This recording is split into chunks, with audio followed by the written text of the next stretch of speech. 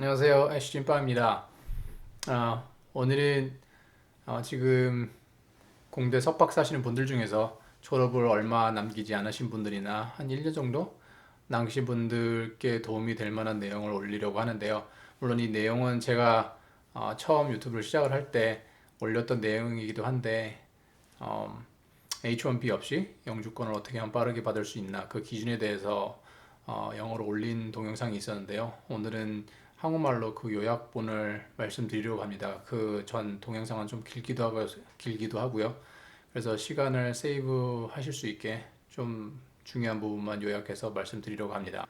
지금 제가 이 영상을 다시 만드는 이유는 생각보다 많은 분들이 어, 이 NIW를 통한 영주권 신청을 거의 안 하시는 걸로 알고 있기 때문에 만약에 여유가 되신다면 꼭 신청하는 것을 추천을 합니다. 왜냐하면 나중에 H1B 때문에 고민하실 필요도 없고요. 물론 석박사가 있으면 H1B 나오는 게 훨씬 쉽기 때문에 크게 걱정하실 부분은 아닌데 그래도 H1B보다는 영주권이 일을 하는 데 있어서 여러모로 좋은 점이 많기 때문에 뭐 그 좋은 점에 대해서는 기본적으로 잘 알고 계시리라 생각을 합니다. 그래서 오늘 들으시는 내용에 대해서 고민을 좀 해보시고 기회가 되신다면 미리미리 준비를 하셔서 지원을 해보시기 바랍니다. NIW를 통해서 신청을 하실 때 가장 중요한 부분은 일저자로 저널 퍼블리시한 페이퍼들이 분명히 있으실 텐데요. 그 저널 페이퍼의 독립 피인용수가 가장 중요합니다. 이 정보는 제가 같이 일을 했었던 미국의 이민 관련 법무법인이겠죠. 어, 그쪽에서 준 정보이기 때문에 가장 확실한 정보이기도 하고요. 여기서 가장 중요한 숫자는요, 일저자로 저널에 퍼블리시한 페이퍼가 있으실 텐데, 그 페이퍼의 독립피 인용수가 최소한 5 이상이 넘어야 합니다. 가장 안정권이라고 볼 수 있는 게 5에서 14인데요. 물론 당연히 10 이상이면 더 좋고요. 여기서 self citation, 그러니까 자기 인용, 피 인용수는 의미가 없습니다.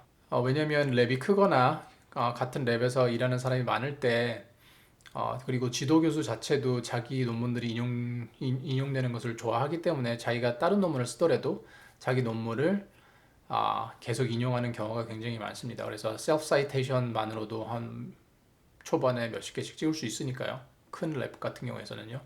근데 그것은 영주권을 신청할 때 큰 의미가 아니라 의미가 없다는 것을 아셨으면 좋겠고요. 이 독립 피인용수는 다른 연구자들이 중요하게 생각한다는 반증이기 때문에 그만큼 이 케이스를 만들 때 가장 효과적일 수 있다는 것을 명심해 두시고요. 그 다음으로 중요할 수 있는 게 이제 공동저자 저널들 있잖아요. 뭐 2저자나 3저자 정도 아니 뭐 저자 수는 엄청 많은 페이퍼가 분명히 존재할 수는 있는데 거기서 만약에 뭐 아홉 번째, 열 번째다 뭐 교신 저자가 아닌 다음에야 그렇게 들어간 논문은 의미가 없고요. 한 2, 3저자일 경우에 그런 공동 저자로 나간 페이퍼들도 독립 피인용수가 높을 때 굉장히 큰 임팩트를 줄 수가 있습니다. 그리고 그 다음으로 중요한 게 이제 저널들의 임팩트 팩터가 될 수가 있는데요. 이 임팩트 팩터가 중요하게 되는 부분은 안타깝게도 굉장히 열심히 하셔서 이제 논문을 내시고 있는데 이 박사를 졸업할 마지막 끝자락에 이제 논문들을 많이 내시는 분들도 정말 많이 계실 거라고 생각을 합니다. 그렇게 되면 박사 이전에 NIW를 통해서 영주권을 신청하기가 타임라인이 되게 빡빡하고요. 그렇게 케이스를 쉽게 만들어 가기가 쉽지 않습니다. 이때 임팩트 팩터가 좋은 영향을 끼칠 수가 있는데요. 왜냐하면 케이스를 만들어 갈 때 이렇게 내 연구가 임팩트가 있는 연구이고 따라서 내가 저널을 냈는데 내가 졸업에 지금 이 시점에는 이 논문이 나간 지 얼마 되지 않았기 때문에 피인용수가 높지 않다. 하지만 임팩트 팩터를 보면은 지금 저널 논문들의 임팩트 팩터가 이렇게 높다. 이렇게 높다는 이유는 앞으로 향후에 사이테이션 숫자가 많이 높아질 수 있다는 증거이기 때문에 케이스를 만드는 데 있어서 이 임팩트 팩터는 굉장한 효과를 발휘할 수가 있습니다. 그리고 일저자 저널 논문들의 독립 피인용수 못지않게 정말 중요한 거는 독립 연구자의 추천서인데요. 독립 연구자의 추천서는 많으면 많을수록 좋습니다. 물론 같이 일하실 법무법인에서 미국 법무법인 회사에서 law firm이죠. 그 law firm에서 이렇게 요구 아닌 그런 독립 추천서의 양이 분명히 존재를 할 거거든요. 근데 그게 많으면 많을수록 좋습니다. 제가 예전에 제 전 동영상에서 남겼었는데 저는 제 논문을 인용한 교수한테 직접, 그러니까 전 세계에서 제 논문을 인용했던 사람들한테 직접 연락을 해서, 그게 중국이 됐건 미국의 다른 학교가 됐건 아니면 유럽이 됐건 간에 그 교수들한테 이메일을 보내서 제 상황을 설명을 하고 내가 드래프트를 할 테니까 사인을 해줄 수 있냐, 이렇게 이메일로 물어봤었습니다. 그래서 그렇게 해서 연락을 준 교수들이 꽤 됐었기 때문에 거기서 선택적으로 제가 몇 명을 추려가지고 그렇게 추천서를 드래프트를 해서 그 리뷰를 해달라고 부탁을 하고 사인을 요청을 했었습니다. 그렇게 해서 독립 추천서를 받은 경우가 대부분이고요. 그리고 다른 하나는, 만약에 그 친구분들이나 지인분들께서 지도교수와 굉장히 사이가 좋고, 물론 그분들께서 연구 실적이 좋아야 되겠지만요. 그래서 지도 교수가 그분들을 좋게 보신다면 그분들한테 부탁을 해서, 내 친구가 영주권을 신청을 해야 되는데 혹시 추천서에 사인을 해줄 수 있겠느냐, 이렇게 요청을 하실 수도 있습니다. 그래서 저도 그런 식으로 해가지고 추가적으로 한 개를 더 받은 경우가 있고요. 그럴 경우에는 제가 물론 제 CV와 함께, 그리고 제가 그동안 퍼블리시했던 논문들을 보내서 리뷰를 하게끔 부탁을 드렸고, 그렇게 리뷰를 한 다음에 물론 저널부터 보겠죠. 임팩트 팩터가 높냐 높지 않냐 그거부터 볼 거고, 그리고 그 에리어가 자기와 어떤 연관성이 있느냐에 대해서도 판단을 할 거고요. 그렇게 해서 자기가 판단을 했을 때 그럼 괜찮을 것 같다 그러면 이제 드래프트를 보내서 사인을 요청하게 되는 거죠. 그렇게 해서 받은 게 한 개가 더 있습니다. 요 정도가 충분히 준비가 되셨다고 판단을 하면 영주권을 신청하는 데 있어서 정말 어렵지 않게 받으실 수 있을 거고요. 물론 여기서도 중요한 거는 변호사 비용일 텐데요. 제가 예전에 올린 영상에서는 얼마를 제가 투자를 했는지에 대해서 언급은 안 드렸는데, 한 굉장히 오래됐죠. 한 7년 전인가요? 그때 당시에 제 와이프도 제가 NIW를 통해서 영주권을 신청을 할 때 제 아내 것도 같이 신청이 들어갔었기 때문에 총 저희가 지불한 비용은 9,000달러였습니다. 물론 혼자 지원을 하시게 되면은 변호사 비용뿐만이 아니라 애플리케이션 피도 훨씬 적겠죠. 여러분들께서 만약에 가족이 있으셔서, 만약에 아내분께서 계셔서 아내분까지 포함을 시켜서 이제 영주권을 신청하신다 그러면 이렇게 큰 돈이 들어갈 수가 있는데, 제가 말씀드렸다시피 여러분들께서 타이트하게 생활을 하시면 충분히 모으실 수 있는 금액입니다. 제가 한 달에 맥시멈 500달러까지 모아 봤었는데요. 그렇게 해서 박사 동안에 꾸준히 모아 가시면, 지금은 얼마인지 솔직히 모르겠는데 워낙 뭐 7년 전쯤에 변호사 비용이었기 때문에 많은 변화가 있었을 거라고 생각을 합니다. 하지만 여러분께서 열심히 노력을 하신다면 못 모을 규모의 돈도 아닌 것 같고요.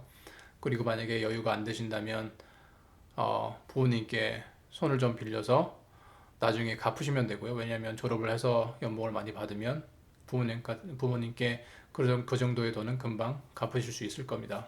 그리고 부모님께 손을 벌리기 싫으신 분들은 석박사 유학을 오시기 전에 뭐 과외든가 여러 가지 뭐 아르바이트를 통해서 미리미리 좀 수중에 돈을 만드셔서 오시면 나중에 훨씬 수월하게 지원을 하실 수 있겠죠. 요 정도만 준비를 하시면 되고요. 요약을 드리자면 1저자로 저널에 퍼블리시된 논문이 가장 중요하고요. 그리고 퍼블리시된 논문 중에서 독립 피인용수가 높을수록 좋고요. 무조건 5 이상은 돼야 됩니다. 그리고 그 다음에 공동저자의 독립 피인용수도 중요하고요. 물론 여기서 공동저자는 최소한 2, 3저자는 돼야 되지 않을까 싶습니다. 그 다음에 제가 세 번째로 말씀드린 부분은 저널의 임팩트 팩터고요. 높을수록 좋겠죠. 이 임팩트 팩터가 중요하게 되는 케이스는 여러분들께서 인용수를 충분히 늘릴 만한 시기가 없었을 때, 여러분들의 케이스를 효과적으로 만들어내야 될 때, 그때 임팩트 팩터가 가장 효과적으로 힘을 발휘할 수 있게 되는 부분이고요. 그 다음에 제가 네 번째로 중요하다고 말씀드린 부분은 독립 연구자의 추천서입니다.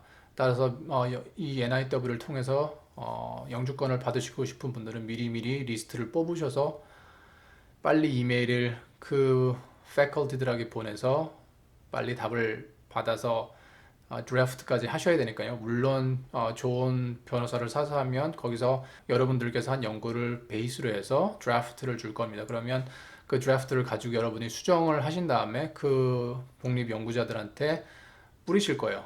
그 다음에 이제 사인을 받으면 되는 겁니다. 그리고 마지막으로 변호사 비용은 애플리케이션 피 포함해서 제가 지원할 당시에 7년 전 정도쯤에는 $9,000가 됐다는 것을 말씀드리고 싶고요. 그리고 물론 제가 같이 일했던 그 러펌 자체는 저랑 아무런 관련이 없기 때문에 여기서 공개적으로 말하는 것은 좋지는 않을 것 같고요. 만약에 정말 이 NIW를 통해서 영주권을 신청하신 분들이 계시고 그 제가 같이 일했던 러펌에 대한 인포메이션을 원하시는 분들은 댓글을 남겨주시거나 아니면 댓글을 통해서 이메일 주소를 알려주시면 제가 그분들께는 제가 같이 일했었던 러펌의 그 정보를 보내드리도록 하겠습니다. 왜냐면 저는 제가 같이 일했던 러펌이 굉장히 일을 잘했고요. 그리고 그 분야에서도 꽤 유명한 러펌이기도 하고 그리고 만약에 영주권이 거절이 당했을 경우에는 변호사 비용을 그대로 돌려줍니다. 그래서 머니백 개런티가 되기 때문에 여러분들이 걱정을 안 하셔도 되고요. 물론 거절된다 그러면 애플리케이션 피는 돌려받으실 수 없기 때문에 그 부분은 잘 생각을 하셔야 되고요. 이런 정도의 러펌이고 제가 봤을 때 케이스 성공률이 이쪽에서 억셉트를 하면 거의 100%에 가까웠기 때문에 원하시는 분들은 그렇게 신청해 보시는 것도 괜찮을 것 같습니다. 저 같은 경우는 제 아내가 저를 통해서 영주권을 받아서 굉장히 득을 본 케이스이기 때문에 이게 어떤 분들의 삶에 굉장히 큰 영향을 미칠 수도 있겠구나 그런 생각이 들어서 오늘 다시금 이렇게 영상을 올리니까요. 잘 참고하셔서 준비를 하시면 좋을 것 같습니다. 감사합니다.